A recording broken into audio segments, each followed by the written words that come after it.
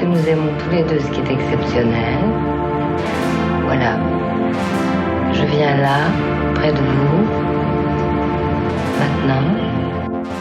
Bonjour à tous et bienvenue dans cette deuxième édition de La main dans le sac, pour laquelle nous recevons aujourd'hui l'artiste plasticienne Margot Oria. Bonjour Margot. Bonjour. Merci beaucoup d'avoir accepté l'invitation. Je suis vraiment ravie de vous accueillir aujourd'hui. Merci de m'accueillir. Margot, vous êtes issue de l'école d'art de Valence. Vous avez travaillé à l'atelier W à Paris, puis en 2018, vous avez intégré les ateliers du Grand Large qui sont gérés par l'association ADERA pour une résidence de 3 ans. Vous conjuguez à votre pratique artistique des projets curatoriaux, parmi eux Paysages manufacturés, exposition collective, présentée lors de la Biennale d'art contemporain de Lyon en 2019. Votre travail se situe au carrefour de l'installation et de la sculpture. On peut lire sur votre site que pour concevoir vos pièces, vous vous appuyez sur un corpus d'images et de documents, une sorte de carte mentale que vous avez créée et que vous alimentez depuis 8 ans. Il s'agit en fait d'un contenu donc esthétique, environnementaux, sociaux, anthropologiques ou même encore politiques. Donc cette carte mentale, elle est en constante évolution et elle est très évocatrice de votre pratique artistique que vous souhaitez, je cite, réflexive sur le monde, ancrée dans la société et la recherche. Pour réaliser vos pièces, vous utilisez des matériaux issus de la vie quotidienne. Vous les glanez dans l'espace public, auprès de vos proches ou encore dans les supermarchés. Et vous les choisissez pour leur pauvreté, leur beauté ordinaire. Ensuite, une fois dans votre atelier, vous les soumettez à des gestes méticuleux, répétitifs, parfois même, vous dites, absurdes.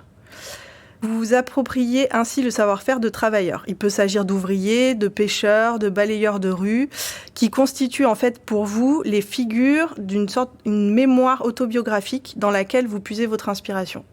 Je cite, « Vous déployez des formes narratives et proposez ainsi aux spectateurs un récit fragmenté de l'ordinaire, du travail, du précaire, de ce qui fait société. » Alors, l'ordinaire, la société environnante, la gestuelle répétitive, l'absurde, il s'agit là de paradigmes fondateurs dans votre œuvre et c'est ce que l'on va aujourd'hui explorer avec vous, Margot, car vous vous êtes gentiment prêtée au jeu et vous avez choisi des documents issus des collections du silo moderne de la Bibliothèque municipale de Lyon.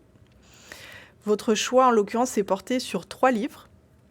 Vous avez sélectionné Le mythe de Sisyphe d'Albert Camus, paru en 1942, le livre de l'intranquillité de Fernando Pessoa, publié lui en 1982, et enfin L'impossible de Georges Bataille, publié en 1962. Margot, est-ce que cette présentation vous paraît juste ? Est-ce que vous souhaitez ajouter quelque chose à ces quelques mots d'introduction ? La présentation me semble très juste, et notamment ce que vous avez pointé autour de la question de l'absurde. C'est la raison pour laquelle j'ai choisi Le mythe de Sisyphe d'Albert Camus, qui est un livre qui fait office de manifeste de cette pensée, et qui, moi, m'a beaucoup touchée, dans déjà sa dimension métaphorique, avec ce mythe de Sisyphe qui est emprunté à la mythologie classique et qui est revisité par Albert Camus avec un regard moderne, notamment sur la condition humaine et la question du travail, du labeur, d'exécuter des gestes répétitifs, etc. Il faut savoir que personnellement, je suis issue d'une famille plutôt d'ouvriers. Je suis née à Saint-Étienne, donc avec un fort ancrage populaire et très lié au travail. Et donc ça, c'est quelque chose qui me marque beaucoup et qui aujourd'hui encore, même si j'ai transfugé de classe et que je ne peux pas me revendiquer moi-même comme ouvrière, dans mon travail d'artiste, il y a un rapport comme ça à l'ouvrier. Quelque chose qui vous a vraiment marqué et qu'on retrouve aujourd'hui dans mes œuvres. Il y a vraiment des petites phrases qui m'ont beaucoup touchée et notamment, peut-être qu'on peut lire un premier extrait. Albert Camus cite dans le chapitre qui est vraiment axé sur le raisonnement absurde, il dit « Penser, c'est réapprendre à voir, à être attentif, c'est diriger sa conscience, c'est faire de chaque idée et de chaque image, à la façon de Proust, un lieu privilégié. Paradoxalement, tout est privilégié. Ce qui justifie la pensée, c'est son extrême conscience. Et ça, c'est vraiment une citation qui est très importante parce qu'en fait, être artiste, c'est porter un regard sur le monde. Et je trouve que quand il parle de Proust et du quotidien, il y a quelque chose de... Comment dire ? Mon travail, il est vraiment lié à l'observation et à cette attention portée au quotidien, aux éléments du réel, à cette trivialité aussi de l'existence, du travail. Et donc, je trouve que cet extrait, presque ça pourrait être comme une sorte de définition aussi de ce que serait l'exercice d'être artiste. Voilà. Donc c'est pour ça que j'avais sélectionné cet extrait. Et peut-être aussi dans cette dimension absurde, en fait, Albert Camus en fait parle beaucoup du travail de l'artiste aussi et de la création, bizarrement. Alors il parle de l'ouvrier, mais il parle aussi de l'artiste, et c'est peut-être en ça que son travail, que son texte m'a beaucoup parlé. C'est que j'ai trouvé aussi une correspondance entre mon histoire personnelle et mon travail d'artiste. Et il dit au sujet de la création absurde, il dit « Travailler et créer pour rien, sculpter dans l'argile, savoir que sa création n'a pas d'avenir, voir son œuvre détruite en un jour, en étant conscient que, profondément, ça n'a pas plus d'importance que de bâtir pour des siècles, c'est la sagesse difficile que la pensée absurde autorise. Mener de fond ces deux tâches, nier d'un côté et exalter de l'autre, c'est la voie qui s'ouvre au créateur absurde. Il doit donner au vide, ses couleurs. » Et voilà, donc je trouve qu'il y a un peu une beauté, c'est-à-dire que peut-être qu'on peut reprendre tout simplement le mythe qu'il évoque, c'est-à-dire le mythe de Sisyphe. C'est un homme qui est condamné par les dieux à faire rouler une pierre sur une montagne. Donc il remonte la montagne. Et la montagne, quand il est au sommet de la montagne, cette pierre dévale de l'autre sens, et donc il est contraint, continuellement à faire ce périple et à porter cette pierre. Et Albert Camus, lui, a une vision de ce mythe en disant que, certes, cet homme est contraint à porter au sommet cette pierre, mais au moment où cette pierre dévale, il y a aussi un bonheur à redescendre cette montagne, et finalement cette répétition permet une sorte d'affranchissement de la contrainte, et donc on pourrait peut-être même rapprocher ça par exemple à un sportif qui va effectuer constamment une répétition. Au bout d'un moment, il s'affranchit de cette chose-là, de cette contrainte physique, et il arrive à éprouver un plaisir. On peut y voir de l'absurdité, mais on peut aussi peut-être y voir une sorte de méditation aussi, c'est ça, introspective. Et puis, quand Albert Camus parle de choses éphémères, de travaux éphémères qui ne sont pas bâtis pour durer des siècles, je ne sais pas si c'est juste, mais moi, j'y vois un lien avec vos travaux, certains de vos travaux, qui, de prime abord, font référence à des choses qui sont faites pour durer dans le temps. Je pense à des maisons, je pense à une tour. Et en fait, on se rend compte que vous avez choisi des matériaux fragiles. Tout à fait. Des matériaux qui ne sont pas faits pour durer dans le temps. Oui, souvent, je passe beaucoup de temps à travailler des formes. Et ce sont des matériaux souvent assez friables, assez pauvres.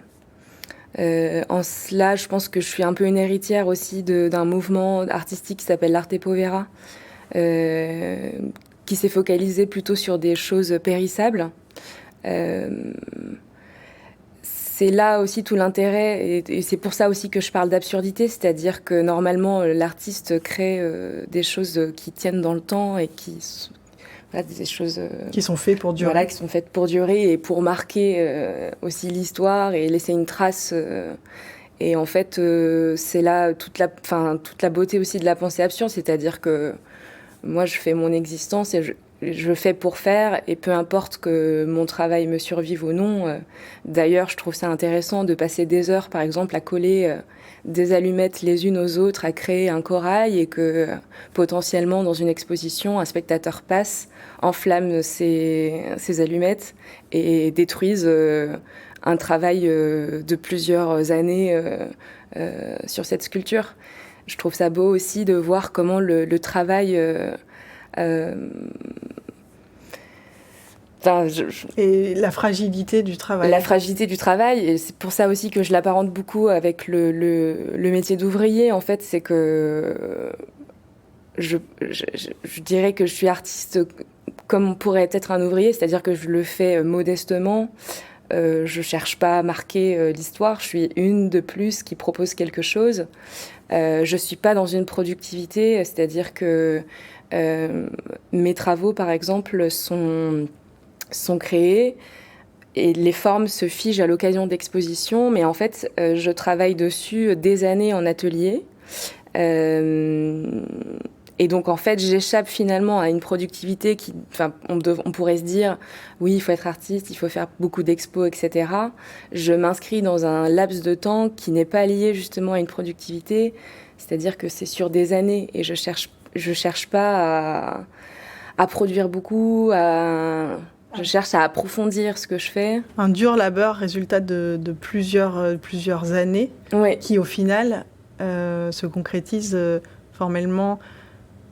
C'est souvent des œuvres très, très sensibles, très poétiques, très ténues. On sent qu'il y a une fragilité derrière.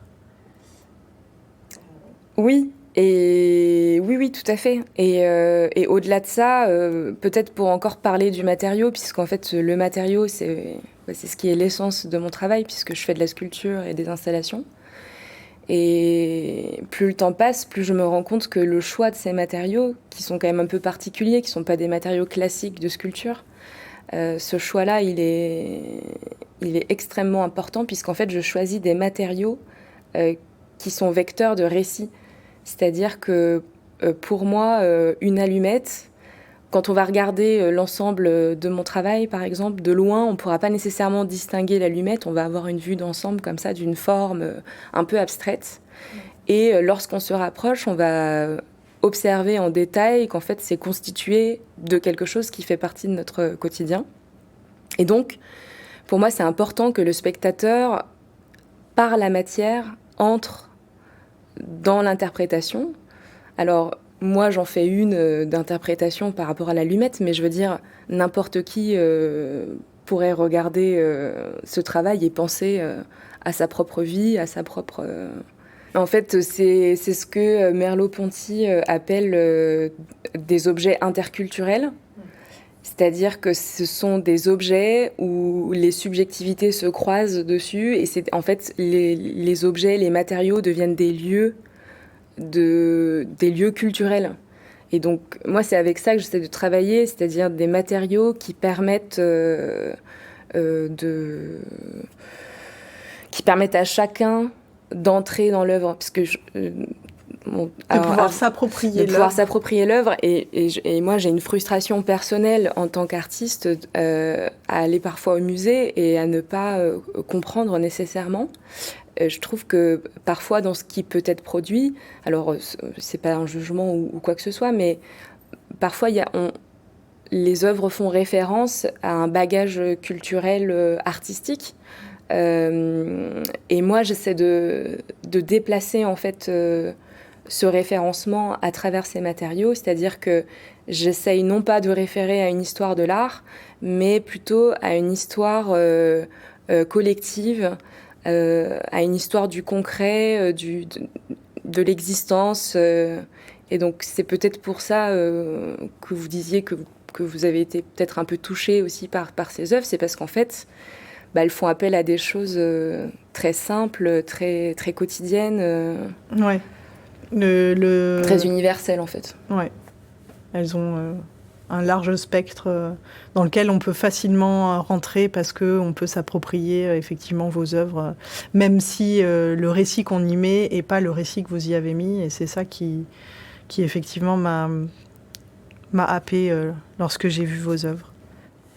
Et ben justement, enfin, je sais pas si on peut en parler tout de suite, mais Bien sûr. dans l'extrait que j'ai choisi de Fernando Pessoa, il parle un peu de ça, de cette monotonie de la vie, mais en fait, cette capacité quand même à voyager à travers des choses Simple. du quotidien, simples, assez triviales. Et peut-être qu'on peut lire cet extrait. Bien sûr, on vous écoute, volontiers. Sage est celui qui monotonise la vie, car le plus petit incident acquiert alors la faculté d'émerveiller. Le chasseur de lions ne connaît plus d'aventure après son 3e lion. Pour ce cuisinier monotone, une bagarre en pleine rue a toute saveur d'une modeste apocalypse. Si l'on n'est jamais sorti de Lisbonne, on voyage jusqu'à l'infini en prenant l'autobus de Benfica, et si quelques jours on pousse jusqu'à Sintra, on aura l'impression d'avoir voyagé jusqu'à la planète Mars. Le globe-trotter qui a parcouru la Terre entière ne trouve plus de nouveautés au-delà de 5000 km. À chaque fois la nouveauté, oui, cette vieillerie de l'éternellement nouveau, mais le concept abstrait de nouveauté est tombé au fond de la mer dès la 2e nouveauté rencontrée en chemin. Un homme doté de la véritable sagesse peut savourer le spectacle du monde entier en restant assis sur sa chaise, sans même savoir lire, sans parler à quiconque, rien que par l'usage de ses sens et grâce à une âme ignorant la tristesse. Monotoniser la vie pour qu'elle ne soit jamais monotone, rendre anodin le quotidien pour que la plus petite chose nous devienne une distraction. Au beau milieu de mon travail journalier, toujours semblable à lui-même, terne et inutile, je vois surgir brusquement l'évasion. Vestiges rêvés d'îles lointaines, faites dans des parcs des anciens temps, d'autres paysages, d'autres sentiments, un autre moi. On voit comment vous arrivez, enfin, à la lecture de cet extrait. Effectivement, ça fait sens avec votre œuvre, en tout cas pour moi, parce que je vois comment de matériaux dont on ne s'émerveille pas du tout, puisque justement ils font partie de la vie quotidienne, on se pose même pas la question de savoir si on les récupère ou si on les jette, ils partent directement à la poubelle. Vous arrivez à les transfigurer et à en faire quelque chose de merveilleux. Eh bien, merci. C'est plutôt un beau compliment. Je vous en prie. Mais oui, en tout cas, je ne cherche pas nécessairement à faire du beau. Je cherche à en donner une vision. Et cette vision qui, à la base, m'est personnelle, l'idée, c'est que chacun se l'approprie. Mais au-delà de ça, en fait, lorsque je crée des installations avec ces différents matériaux, finalement, j'utilise mes œuvres comme on pourrait appeler en poésie, je sais pas, des vocables ou des mots, et je les organise de manière à créer finalement un ensemble. En fait, entre les œuvres, le récit se crée et il m'échappe nécessairement. Donc moi, je donne des intentions en mettant certaines pièces les unes avec les autres, en liant certains matériaux les uns avec les autres. Mais je laisse libre cours. Vous n'imposez rien. Je n'impose pas, et c'est plutôt les matériaux qui imposent leur histoire aux personnes, et c'est ces matériaux qui résonnent. Voilà. Merci pour cet extrait du coup le livre de l'intranquillité, donc de Pessoa. Vous aviez également choisi L'Impossible de Georges Bataille, qui a été publié en 1962. Est-ce que vous pouvez nous en parler ? Il me semble que vous aviez sélectionné un extrait en particulier. Alors oui, j'ai sélectionné un extrait en fait que j'ai appris par cœur et qui sonne un peu dans ma vie comme une sorte de maxime. C'est un extrait que j'ai lu à la sortie du lycée, donc c'est un extrait qui me suit depuis très longtemps. Et qui est un peu, qui accompagne mon parcours d'artiste. Peut-être que je peux le lire. Bien sûr, avec plaisir. Je ne m'enferme pas dans l'idée du malheur. J'imagine la liberté d'un nuage, emplissant le ciel, se faisant et se défaisant, avec une rapidité sans hâte, tirant de la consistance et du déchirement la puissance d'envahir. Je puis me dire ainsi de ma réflexion malheureuse, qui sans l'extrême angoisse eût été lourde, qu'elle me livre, au moment où je vais succomber, l'Empire. Et je trouve que cette image du nuage qui tire, comme le dit Georges Bataille, de son inconsistance et de son déchirement, la puissance d'envahir, c'est quelque chose que je ressens très fort dans ma vie. Dans votre vie, dans votre posture d'artiste ? Dans ma posture d'artiste, puisqu'en fait c'est un parcours, c'est-à-dire qu'on fait une école d'art et on est livré à soi-même. On est un peu livré à soi-même, et puis surtout on n'a pas de légitimité. Demain on ne sera pas nécessairement appelé, donc c'est un parcours qui est long, qui demande beaucoup d'adaptabilité en fait, un peu comme ce nuage qui tire de son inconsistance et de son déchirement cette puissance d'envahir. Et c'est une phrase qui, je trouve, qui est à la fois dramatique et en même temps très belle. Voilà. Une sorte de distorsion, de déchirement. Et donc en fait, oui, je me disais, j'ai sélectionné cet extrait parce que je trouve que c'est à la fois, non pas une conclusion, mais peut-être une ouverture aussi sur des questions qui peuvent être plus liées au travail de l'artiste, puisqu'on a beaucoup d'a priori sur des artistes, par exemple, on imagine tout de suite que c'est une vie où on gagne vite de l'argent, etc. Et en fait, il y a toute une prise de conscience aussi à avoir sur toutes les conditions extérieures et qui, moi, personnellement, nourrissent aussi mon travail artistique. C'est-à-dire que, par exemple, à côté de ma pratique, j'ai un travail dans un tabac-presse, donc vraiment le travail ultra trivial, mais en même temps, ce sont les conditions de mon existence, c'est-à-dire que j'ai un métier où je dois travailler à côté pour financer mon travail. C'est quand même un peu absurde. Et c'est en cela aussi que l'absurde me parle tant dans ce livre d'Albert Camus aussi qu'on citait tout à l'heure. C'est qu'il y a vraiment toute une dimension d'absurde dans l'exercice de ce métier et nécessairement, du coup, dans mon travail artistique. Très bien. En tout cas, vous en parlez vraiment bien. On sent que ça est quelque chose, une citation vraiment importante, comme vous l'avez dit. Enfin, on sent l'émotion lorsque vous en parlez. Alors, vous avez dit, c'est pas une conclusion, c'est une ouverture. Donc, je ne vais pas conclure, mais je vais ouvrir. Et je vais simplement rappeler que vous avez récemment exposé votre travail dans le cadre de l'exposition collective En Forêt, au Basculeur, lieu d'art contemporain à Revel-Tourdan. Je vais également rappeler les références que vous aviez sélectionnées. Donc, il s'agissait du Mythe de Sisyphe d'Albert Camus, le livre de l'intranquillité de Fernando Pessoa et enfin L'impossible de Georges Bataille. Donc, toutes ces références sont à retrouver dans les collections du Silo moderne de la Bibliothèque municipale de Lyon.